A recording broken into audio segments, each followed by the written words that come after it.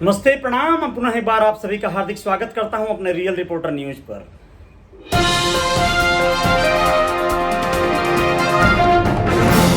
कवन कमी रहे खेसरिया यहीर में, नहीं खुता कदीर में जान, प्यार नहीं खेली खल हाथ के लकीर में, नहीं खुता कदीर में जान।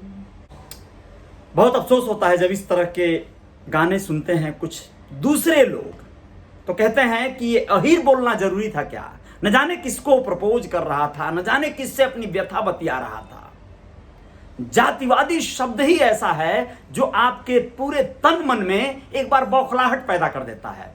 लेकिन मैं आज आप लोगों के सामने पेश कर रहा हूं ऐसे दो भद्रजनों को, जो लोग यहां तक का जो सफर किए वह तो किए सबका बनकर, लेकिन जब जब उन्हें मौका मिलता है, अवसर मिलता है गाहे बगाहे, तो ये बताने से बिल्कुल परहेज नहीं करते कि वो कौन हैं, किस जाति के हैं और उन्हें इस जाति पर कितना ज्यादा गुमान है, गर्व है। जी हां, आइए मिलवाते हैं आप लोगों को। तो उत्तर प्रदेश में किताब चलती थी हमारे पूर्वज 37, उसमें सारे धर्मों के महान प्रतीक शास्त्र पढ़ाए जाते थे। उसमें दमिश्क के गवर्नर अबू बकर भी पढ़ाए जाते थे, जिन्हें सल्लल्लाहु अलैहि वसल्लम ने वहां नियुक्त किया, और उनकी तनख्वाह कम थी तो वो महल की बजाय बाहर के इलाके में गरीब बस्ती में रहते थे। और जब उनसे पूछा गया कि भाई आप क्यों, तो उन्होंने कहा भाई इतना ही वेतन। इसमें सब पढ़ाया जाता था। जो इंटरफेथ और इंटर रिलीजियस टीचिंग है के माध्यम से पता चलता है कि मैं हिंदू हूँ तो मेरा कोई योगदान नहीं, मुझे चुनाव की कोई महत्ता नहीं दी गई थी। माता जी हिंदू थे। जैसे मेरे बहुत सारे दलित साथी इस बात पर बहुत इरिटेटेड रहते हैं कि, तो मैं उनसे कहता हूँ यार मैंने जाति का नाम नहीं लिखा, मैंने दूसरी जाति में शादी, मुझे ये पता नहीं कि मेरे साथ मेरे घर में जो लोग काम करते हैं उनकी जातियां कहाँ हैं, तो फिर आप ये मेरे ब्राह्मण होने पर नाराज नहीं। मेरे हाथ में तो है नहीं, और आप जो है वो आपके हाथ में नहीं था। हमने संवैधानिक तरीके से कोशिश की है कि हम सब एक जैसे दिखाई दे, हम सब एक जैसे हों। ये लग रहा था कि आपके साथ ज्यादा शोषण हुआ तो व्यवस्था बनाई कि आप थोड़ा और आगे खड़े हो जाएं मुझसे, आगे दौड़ लें आप मुझसे, कोई दिक्कत नहीं है, मैं तो इस पर भी सहमत हूँ। तो मैं ये मान के चलता हूँ कि अगर मैं हिंदू हूँ तो मेरे पास अपने धर्म की वैज्ञानिकता, अपने धर्म के आस्था का प्रमाण और उसकी महत्ता के तर्क होने चाहिए। उसके लिए मेरा अध्ययन आवश्यक है। तो मैं बहुत पढ़ता लिखता था और मैं देखता था कि नई पीढ़ी में धर्म को लेके बड़ा अजीब सा वो है। मतलब हमारे धर्म की व्याख्या हो गई, आप धार्मिक संतों की सभाएं देखे जनरली तो उनमें बहुत बुजुर्ग लोग मिलेंगे आप। हमारे गांव में मेरठ की कमिश्नरी में तो कहावत भी है कि दांत गए वेदांता, जिसके दांत गिर जाए वो वेदांत में चला जाए भाई मारे। जबकि धर्म की सबसे ज्यादा आवश्यकता 18 साल 17 साल 16 साल के बच्चे को है, क्योंकि उसका पूरा जीवन उस धर्म की शिक्षाओं पर निर्धारित है। ये है डॉक्टर कुमार विश्वास जी, हिंदुस्तान के महान कवि, जो खुद को ही कविराज कह देते हैं। लेकिन कोई दिक्कत की बात नहीं है, इसमें कोई संदेह नहीं है कि ये कविराज हैं। बहुत ज्ञानी हैं, बहुत ज़्यादा एजुकेटेड हैं, बहुत अच्छी शिक्षा दीक्षा और बहुत अच्छे परिवेश में पले बढ़े कुमार विश्वास जी बहुत अच्छे कवि हैं और बहुत अच्छे इंसान भी हैं। ये सब होने के बावजूद इनका जो जाति के प्रति जो मोह है अब कुछ ज़्यादा ही दिखने लगा है, जबकि पहले ऐसा नहीं था। आप लोग स्वयं विचार करिए कि जब ये विख्यात हुए तो इनकी जो कविता थी वो कौन सी कविता थी? इनकी वही कविता, कोई दीवाना कहता है कोई पागल समझता है, मगर धरती की बेचैनी ये बादल समझता है। इस तरह के जो शब्द बोले गए, ये तो तुम ये बोल के जताए भैया कि तुम भी वही कॉमन मैन हो जो आमतौर पे मजनू वगैरह घूमते रहते हैं, सब उन्हीं के टाइप के हो, उन्हीं के लेवल के हो। तो ये जो मजनू टाइप के जितने भी लोग थे, ये लोग सोचे कि भैया ये तो हमारे बराबरी के हैं, जैसे हम सोचते हैं ये हमारे शब्दों को, हमारी भावनाओं को शब्द दे रहे हैं। तो आपको इन लोगों ने अपना आइडल बना दिया, आप बन गए मजनुओं के आइडल, आशिकों के आइडल, और अपनी व्यथा व्यक्त करने का माध्यम उनको दे दिया। और वो जब आइडल बन गए एक बड़ी आबादी के, तो उसके बाद आप मंचों पर ये बताने लगे कि आप ब्राह्मण हैं, कुल श्रेष्ठ हैं, आप ये हैं। आइए देखते हैं, देखिए वीडियो देखिए इनकी। रोशनी देती है रात को, मैं पढ़ता हूँ और आजकल तो बड़ा मजा आ रहा है। पिताजी यही है। अच्छा, तो पिताजी के साथ रह रहा हूँ आजकल। तो वो उठ जाते हैं सुबह, मैं भी उठ जाता हूँ सुबह। वो नहा लेते जल्दी, फिर मुझे भी हटाना पड़ता है डर के मारे उनके। अरे भाई नहाओ धो, क्या तुम पंडित के घर पैदा हुए हो, क्या तुम ऐसे पड़े रहते हो, अच्छा जी चलो लाओ।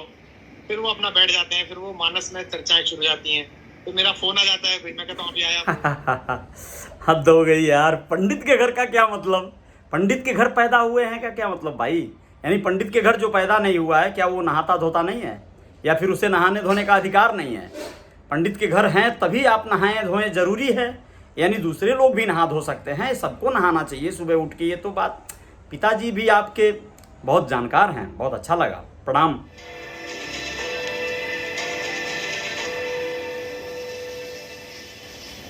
सोचो कि दुनियादारी शुरू हो और आपको सौरभ द्विवेदी डांस करते हुए दिखाई दे और साथ में गाना गाते हुए, वो आ गया, देखो वो आ गया, और ऐसे करके। लेकिन इसको मैं अपनी सोच तक सीमित रखता हूँ, क्योंकि कुछ लोग होते हैं तान से और कुछ होते हैं कान से।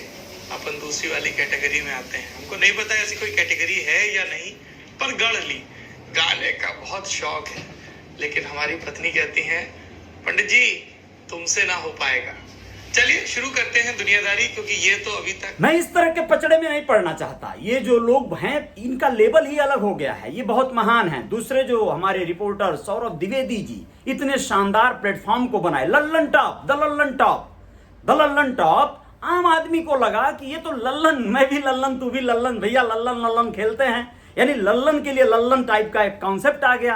बेबाक बोलने वाली पत्रकारिता। सौरभ द्विवेदी का मैं व्यक्तिगत फैन हूं और कुमार विश्वास जी का भी हूं। निसंदेह मैं कविताएं लिखता हूं, सुनता हूं, पढ़ता हूं कभी कभार अपने मन, मतलब अपने मन से। तो वो चीजों को करते हुए मेरे ये लोग कहीं ना कहीं आदर्श रूप में हैं। पत्रकारिता में देखा जाए तो सौरभ द्विवेदी जी हैं, लेकिन इन लोगों ने अपना नाम जो रखा अपना, देखिए इनके वीडियोज उठा के आप देखिए, तमाम ऐसे वीडियोज मिल जाएंगे जो आम आदमी की बातों को रखते हैं, आम शैली में रखते हैं, बेबाक शैली होती है। लेकिन इन सब के बावजूद गाहे बगाहे ये भी नहीं चूकते इस बात को बताने से कि ये पंडित हैं। इसमें कोई कोई प्रॉब्लम नहीं है भाई। आप पढ़ने, मैं काश की चमार होता और मैं चिल्ला के लोगों से कहता कि मुझे फक्र है कि मैं चमार हूं और मैं उनके लिए कुछ कर सकता हूं, उनके दिशा और दशा को बदलने के लिए कुछ कर सकता हूं। लेकिन आप लोग इस बात पे गाहे बगाहे ये रखने का आज कॉन्सेप्ट जो बनाए हैं, ये पहले नहीं था। पहले ये लोग कॉमन मैन, आम आदमी, सबके हित की बात, सबकी बात, सभी लोगों को लेके चले और तब यहां तक का सफर कर पाए। आइए देखते हैं दूसरा क्लिप, देखिए इनका। हमने पूछा कि यार ये पेड़ तो बड़ा खूबसूरत है, इस पे जामुन आते हैं? बोला ना साहब, इस पर नहाते हो तो कट्ठा है, यहाँ की लैंग्वेज में बोला। मैंने कहा जामुन नहीं आते? बोले ना साहब, इस पर नहीं आए कभी। तो मैंने देखा इसका पूरी जो जड़ थी वो सीमेंट से भर रखी थी उसने, और वहां जगह बना रखी थी और अपने देवता रखवा रखे थे। तो मैंने सबसे पहले तो उसको कहा, जब जमीन ले ली, रजिस्ट्री हो गई, सब कुछ हो गया, मैं बाउंड्री करने लगा। मैंने कहा भाई अपने देवता उठा ले जाऊंगा साहब, ले जाऊंगा। फिर दिवाली आई, पूजन का समय आया, मैंने कहा भाई देवता उठा ले। अजी अभी तमी उठवा दो ना कहीं को, मैंने तो अपने नए रख लिए। तो फिर मैंने वो देवता निकलवाए, एक गाड़ी में रख के और गंगा जी में डलवाए। तो मैंने अपनी बेटी से कहा कि कैसा अजीब आदमी है, बताओ, इसे अपने देवताओं की फिक्र नहीं है, इसके पूर्वज यहाँ रखे हुए। तो मेरी बेटी ने कहा कि इसने पूर्वजों का आदर किया होता तो जमीन बिकती क्या इसकी। हाँ सही बात है। इसमें तो हद ही हो गई। अब बताइए, जिस व्यक्ति ने इनको अपनी जमीन बेची, अब न जाने किस व्यथा में, किस परेशानी में या किस खुशहाली में उसने अपनी जमीन इनको बेचा। अगर वो बेचा तो ये खरीदे। किसानों की व्यथा और दर्द का व्याख्यान करते हैं, कहते बढ़ गई धान की लेकिन बेटी विदा नहीं हो सकी किसान की।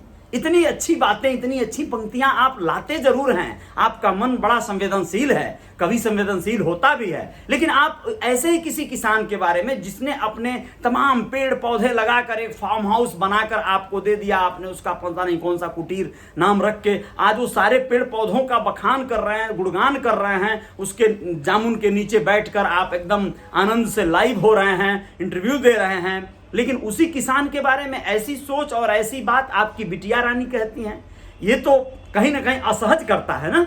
यानी ऐसा उस किसान ने अपनी देवताओं के लिए जो भी किया होता, आदर किया होता, उनका सम्मान किया होता, तो जमीन बिकती उसकी। ये शब्द अशोभनीय लगता है। आपने कहा समाज नहीं सुधरेगा, पर मुझे लगता है कि कुमार विश्वास अब गुस्से में कुछ भी बोल गए हो, लेकिन उत्साह के और विश्वास के कवि हैं।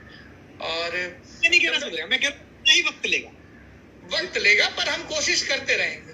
मैं जब आज सुबह एक हमारा जो क्योंकि अभी घर में कोई भी हाउस हेल्प नहीं आते हैं कोविड प्रोटेक्शन के चलते, तो मैं सुबह बर्तन मांजते हुए अपने भाइयों से सबसे वीडियो कॉल पे बात करता हूँ। तो उन्होंने पूछा अच्छा आज आपका क्या एजेंडा है, तो मैंने कहा आज इंटरव्यू करना है, कोई सवाल है। तो मेरा एक छोटा भाई है, उसने कहा नहीं सवाल नहीं है, लेकिन वो पिछले कुछ समय से जो राम कथा सुनाने लगे हैं और उसमें वो जो गीत सब वो बहुत अच्छा है। मैं उसकी टिप्पणी से इस पर आने चाह रहा हूँ कि हम सब लोग बचपन में अपने अपने आराध्यों के साथ अपनी अपनी संस्कृतियों के साथ जीते हैं, बाद में कोई उससे विलग हो जाता है, कोई उसकी बहुत ही अंधविश्वास वाली व्याख्या करने लगता है, जो आपको जमीन बेच के गए कि हमारे देवता तो हमने नए बसा लिए। एक संस्कृति से लगातार संवाद हो, और जब संस्कृति से वो संवाद हो, जब वो राम से संवाद हो, कृष्ण से संवाद हो और दूसरे हमारे पुरखों से संवाद हो, तो वो संवाद वैज्ञानिकता की कीमत पर ना हो, इसका भी हम ध्यान रखें। आप जब ये राम के किरदार के जरिए कुछ नई बातें या पुरानी बातों को नए ढंग से कहने की कोशिश करते हैं, तब आपकी क्या चिंताएं होती हैं और किस तरह के फीडबैक होते हैं, क्योंकि एक वर्ग के लिए, चाहे वो विरोध वाला हो चाहे समर्थन वाला, राम एक बड़े राजनीतिक प्रतीक भी हो गए हैं और उस चक्कर में राम की महत्ता बहुत कम हो गई है। हुजूर मेरे लिए दश गुरु, मेरे लिए दशमेश पिता, ये सब लोग मेरे लिए एक जीवन के आइडियल स्तर के तरह मैं सीख सकूं। तो आज अगर मैं यहाँ खड़ा होकर ये बातें कर रहा हूँ कि हम गाँव में काम कर रहे हैं और मैं ये काम कर रहा हूँ कि नहीं साहब मैं ये पॉलिटिकल काम ये नहीं कर सकता, एक रूप से हो सकता है कल मैं किसी पॉलिटिकल पार्टी में काम करूँ तो मुझे उसके एजेंडा में काम करना पड़े, लेकिन वहां भी मैं तय कर दूंगा मैं इससे नीचे नहीं करूंगा, ये नहीं करूंगा। और यही दिक्कत मेरी अपनी पार्टी में कि मैं ये नहीं करूँ। आप किसी स्टेट को कब्जा करने के लिए एक्सट्रीमिस्टिक अप्रोच पे, आप दूसरे धर्मों का उतना ही आदर करते या कर रहे हैं तो फिर आप सिर्फ राम कथा लेकर क्यों बैठ गए? और भी धर्मों की कथा लेकर बैठ जाइए, देखिए क्या काम होता है आपका, कितना नाम होता है आपका। खैर कोई बात नहीं, आप कवि हैं, आप सबके हैं, सभी धर्मों के लोग आपका आदर करते हैं, सम्मान करते हैं और यही आपको बने रहने की आवश्यकता है। बीच बीच में जो आप ये ब्राह्मणवादी बात और ब्राह्मण होने का जो फक्र करते हैं, अगर दुर्भाग्य से आप ब्राह्मण न होते डॉक्टर कुमार विश्वास जी, तो न जाने कहाँ तक का आप सफ़र तय किए होते, ये मैं नहीं जानता। हो सकता है आपके अंदर इतना मोह पास न पैदा हुआ होता। आपने जो कहा उससे मैं सहमत हूँ कि बचपन से हम लोग जिस तरह से पाले जाते हैं, जिस तरह से हमको जो संस्कार दिए जाते हैं, जो विचार दिए जाते हैं, उसके आधार पे हम लोग अपना भी उत्थान करते हैं। आपने बहुत अच्छा सब कुछ याद कर कंठस्थ कर रखा है, आपने अच्छी शिक्षा ग्रहण की है, इसके लिए आपको बहुत ढेर सारी शुभकामनाएं। लेकिन आप बहुत बढ़िया करते हुए भी कहीं कहीं बहुत ज़्यादा जैसे लगता है उपहास करते हैं आम लोगों का, और ऐसे लोगों का जो बहुत ज़्यादा बुद्धिजीवी नहीं है, बहुत एजुकेटेड नहीं है, साधारण है। इसी किसान के संदर्भ में आपने एक तरह से उपहास जैसा ही किया, जो आपको अपनी ज़मीन बेच दिया, न जाने क्यों बेचा, न जाने क्या दुर्दशा व्यथा या जिस वजह से भी बेचा, वो अपने दूसरे देवता बसा लिया। तो उसे इस कार्य के लिए आप जैसे तमाम ऐसे लोगों ने ही तो उकसाया है। उसे भी बचपन से ये बताया गया है भैया उसके कुल देवता होते हैं, देवी होती हैं, तो अपना मिट्टी का एक ढकोसला बना के रखता है जिसको आप उठा के गाड़ियों में भर के गंगा में प्रवाहित करवा दिए। चलिए बहुत बहुत शुभकामनाएं हैं आप दोनों भद्रजनों को। आप दोनों लोग महापुरुष हैं, बहुत ही बड़ा कार्य कर रहे हैं समाज के हित में, और कार्य ऐसे ही करते रहिए, जय जयकार होती रहे। बस यही है, मोनोपोली ना हो। बहुत सारे लोग ऐसे होते हैं जो खुद बहुत आगे निकल जाते हैं, तो दूसरों को नहीं चाहते हैं कि उस दौर में, उस श्रेणी में कोई आए जहाँ पे वो होते हैं। जैसे कोई हीरो है, अक्षय कुमार का एक इंटरव्यू देखा था, उसमें हंसी में ही सही उन्होंने एक नए आर्टिस्ट को कहा था, वो उसने पूछा था कि फिल्म इंडस्ट्री में हम भी दस्तक देना चाहते हैं, तो उसने अक्षय जी ने कहा कि क्या जरूरत है तुम्हारी यार, हम लोग संभाल लिए हैं ना इंडस्ट्री को, कोई दिक्कत नहीं है। यानी जो लोग जम गए हैं जहाँ पर, वहाँ दूसरे किसी को आने पर उन्हें बहुत असुविधा, असहज महसूस होता है। लेकिन आप लोग ऐसे नहीं हैं, आप लोग महान हैं और आप लोगों की सोच महान है। आप दोनों को धन्यवाद। लेकिन इस बात के लिए मुझे थोड़ी आपत्ति हुई जिसकी वजह से ये आज कहना पड़ा। मैंने बड़े गौर से आपके 1 घंटे से ज़्यादा के इंटरव्यू को देखा और सुना, क्योंकि मैं आप दोनों को बहुत ज़्यादा सुनता और देखता हूँ कि मतलब आप लोग बड़ा अच्छा कुछ करते हैं, लेकिन ऐसी ही चीज़ें कहीं ना कहीं खलने लगती हैं। लेकिन वही अगर हम करते हैं, हम कहते हैं कि हम निषाद हैं, हम साहनी हैं, हम मल्लाह हैं और हमें फ़क्र है, तो फिर कई लोगों को इससे बड़ी असुविधा होने लगती है।